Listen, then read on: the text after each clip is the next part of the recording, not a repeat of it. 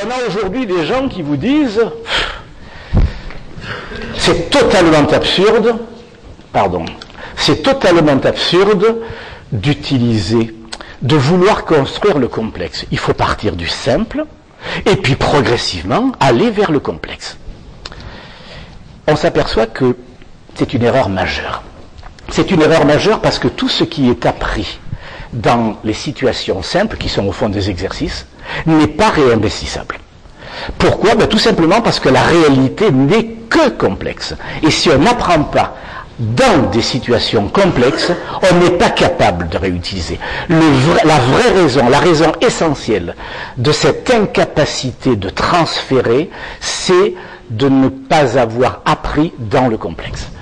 Alors, des situations de problème, des exercices ou des situations pour chaque item, c'est une erreur. Je vais travailler sur tel item, donc je vais mettre en place un exercice pour que l'élève utilise cet item. C'est absurde. Ce qu'il faut faire pour construire les compétences, c'est passer par, maintenant c'est le terme qui est employé par vos textes au niveau des SVT, par des tâches complexes.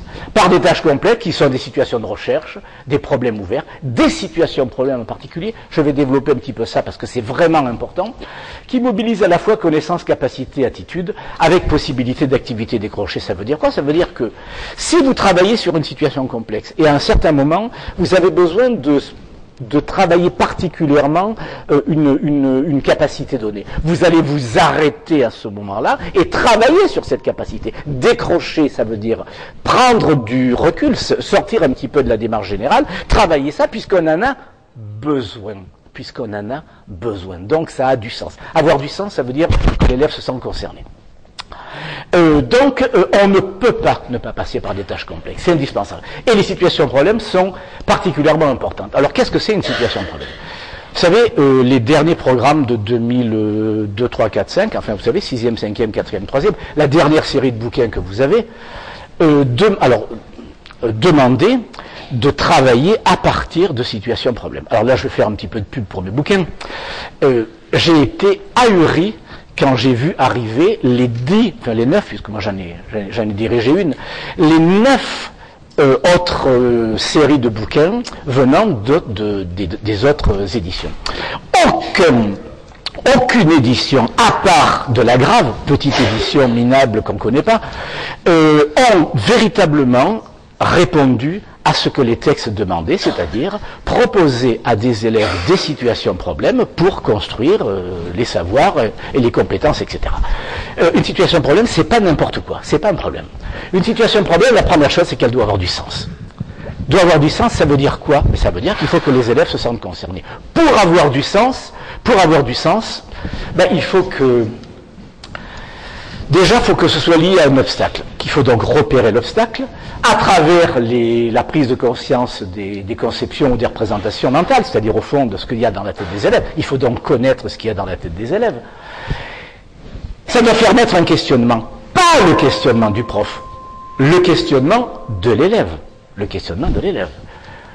Ça doit créer des ruptures. Oui, alors l'idée forte des situations de problème, c'est tu penses ceci, regarde, c'est pas possible. C'est renvoyer par rapport à un obstacle donné quelque chose qui oblige l'élève à déconstruire la représentation initiale qu'il avait pour pouvoir reconstruire autre chose qui le remplacera, qui sera un savoir plus cohérent. Donc l'idée de rupture, c'est quelque chose d'absolument essentiel. Donc de la provocation. Soyez provocateur, c'est un outil majeur en pédagogie. Ça doit correspondre à une situation complexe, on l'a dit tout à l'heure, donc plusieurs stratégies possibles. Ça doit déboucher sur un savoir d'ordre général, il faut structurer le savoir. Non, il ne faut pas le structurer le savoir, il faut faire structurer le savoir, parce que si on le structure à la place des élèves, on les empêche d'apprendre. Et puis si possible, faire l'objet de moments de métacognition. Une situation de problème est porteuse de sens. C'est peut-être ça le plus important. La différence au fond entre un problème ouvert et une situation de problème, attendez, ça c'est après, c'est ça. Et c'est donné par ça. Alors, exemple.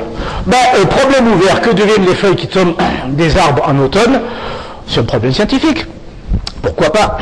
Mais les élèves, ils n'en ont rien à faire, et encore je suis poli. Enfin, Beaucoup d'élèves en ont rien à faire. Par contre, si vous leur dites, en forêt, chaque année, les feuilles de beaucoup d'arbres tombent à l'automne, l'épaisseur moyenne de la couche de feuilles tombées sur le sol est de 2 cm, quelle épaisseur de feuilles mortes doit-il y avoir au bout de 100 ans, 1000 ans, etc., en sachant que la forêt qui est près du collège, elle a beaucoup plus que 1000 ans. Et on fait le calcul. Et on s'aperçoit que c'est un vrai problème. On s'aperçoit que ça fait combien, je ne sais plus, 100 ans, 2 cm, 1000 ans... là, ça pose un problème. Et là, on va être obligé de se dire, mais au fond, qu'est-ce qu'elles deviennent ces feuilles, etc. C'est une manière de faire en sorte que l'élève se pose un problème scientifique, et non pas que le prof écrive au tableau le problème qu'il va falloir aborder.